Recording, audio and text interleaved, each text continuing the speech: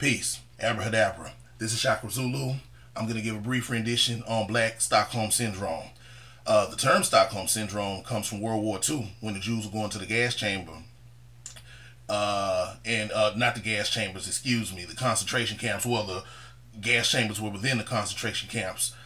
And one of them was named Stockholm. I guess it was the most popular, the most infamous. And basically you had the captives who were identifying with the captors for less savage treatment, basically.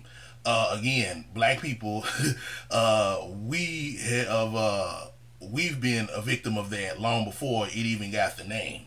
What happened, proof of it is that in 1863, I believe,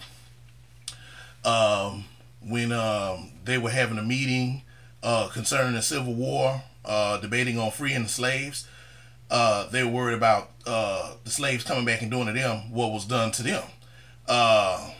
What they had done to the slaves, I should say.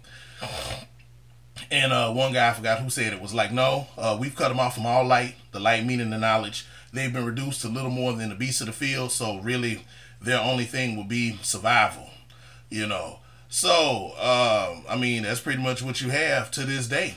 And unfortunately, one point that I've made to several people, and, you know, certain people heard it and certain people it fell on deaf ears, is that it's mighty funny how black people, in terms of black history, black people only want to deal with black history in America, not black history in world culture.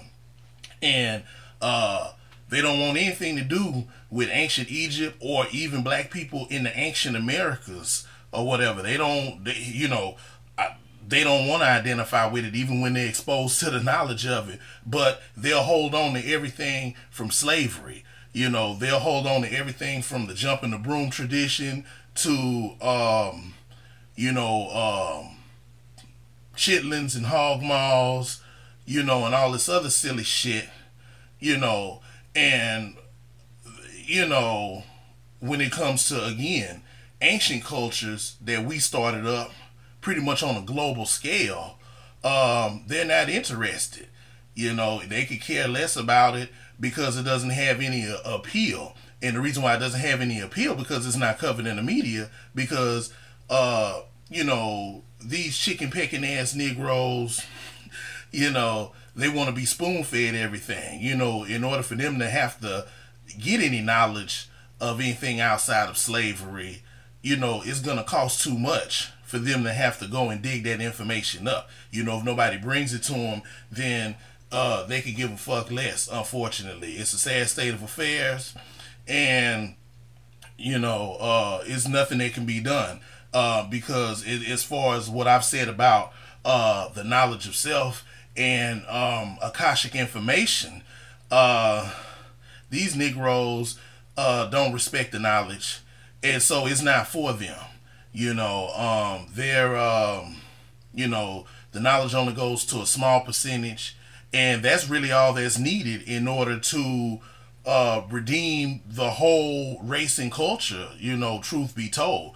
You know, so that's why I'm not really into, trying to enlighten all the people and trying to spread the knowledge. The knowledge only goes to those who are going to be open to receiving it. You know, it's a matter of transmitting. And, you know, for people who look up my videos, you know, the energy calls out to them. You know, it's not about me trying to run around preaching and teaching and all that stuff, because that's a big ass waste of time.